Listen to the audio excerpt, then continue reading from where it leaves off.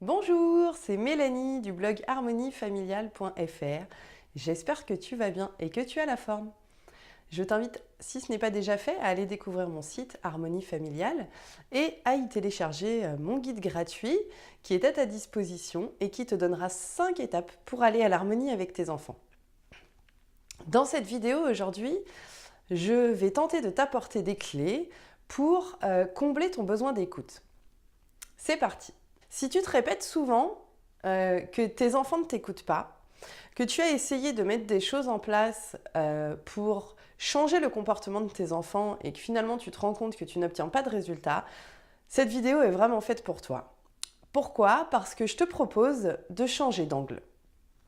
Alors, je me suis rendu compte dans mon expérience personnelle, parce que moi j'ai ressenti vraiment cette situation, que mes enfants ne m'écoutaient pas. J'étais obligée de parler un peu plus fort quand je voulais leur adresser la parole parce que sinon ils ne m'entendent pas tout simplement.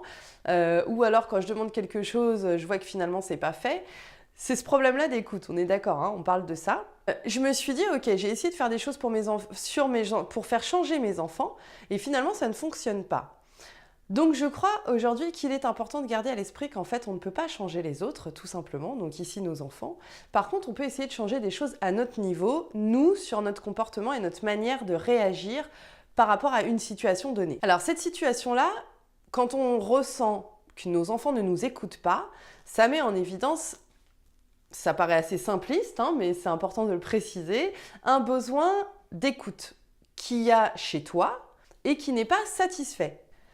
Alors, je te propose 2 pistes, 2 clés pour t'aider à avancer. La première clé, ce sera d'apprendre à écouter ton corps et de t'écouter toi-même en fait. Apprendre à écouter ton corps, ça signifie apprendre à écouter les messages qu'il te transmet. Est-ce que tu réussis à être attentif quand ton message t'envoie des signes de fatigue, quand il t'envoie des signes de faim, des signes au contraire de satiété? Est-ce que tu es vigilant à ça? Ou alors est-ce que tu te reposes quand tu as fini de faire ce que tu as à faire? Ou tu manges parce que c'est l'heure de manger? Ou tu manges parce qu'il faut finir ton assiette même si tu n'as plus faim? Est-ce que tu es vigilant à d'autres messages que ton corps peut t'envoyer? Par exemple, quand tu as une douleur quelque part, est-ce que tu essayes de soulager cette douleur d'une manière naturelle ou par le repos parfois c'est ce qui peut être nécessaire. Ou alors est-ce que tu te dis oh bah ça va passer, c'est bon et puis tu continues et tu fais un peu la sourde oreille, tu vois. On a tendance, je pense, à l'heure actuelle dans notre société beaucoup à faire ça.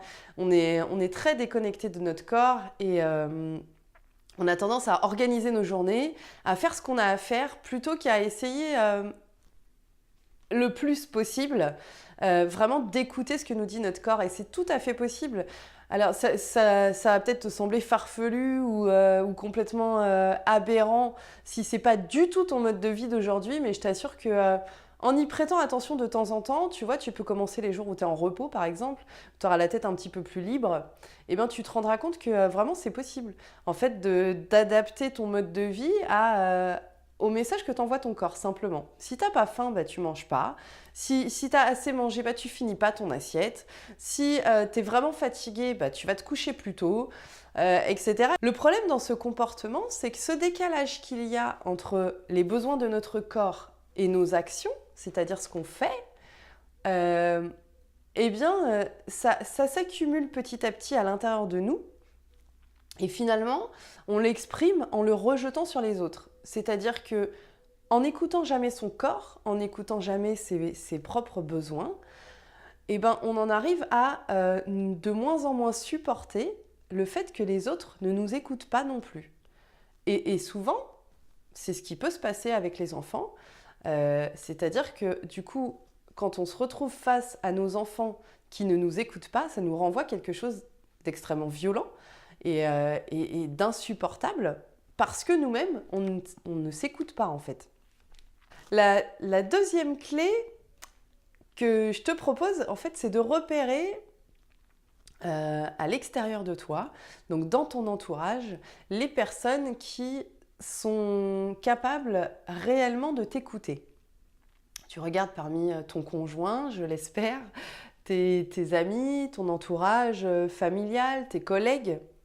Et tu listes, alors soit tu peux prendre un papier, un crayon et lister, effectivement, soit tu peux le faire dans ta tête pour toi, peu importe, mais tu repères en tout cas les personnes de ton entourage qui sont réellement là pour t'écouter, qui ont cette capacité, parce que c'est vraiment une compétence en fait d'écouter les autres. Il y a des gens qui vont te dire moi je suis toujours là pour toi, et en fait quand tu vas aller leur parler, ils vont pas réussir à t'écouter, donc finalement ils vont parler plus que toi, ou tu vois ce que je veux dire. Les gens qui t'écoutent réellement, c'est des gens que tu vas aller voir et à qui tu vas pouvoir exprimer ce que tu as besoin d'exprimer, et qui vont ni te juger, ni te critiquer, ni parler plus que toi en fait, qui vont simplement t'écouter.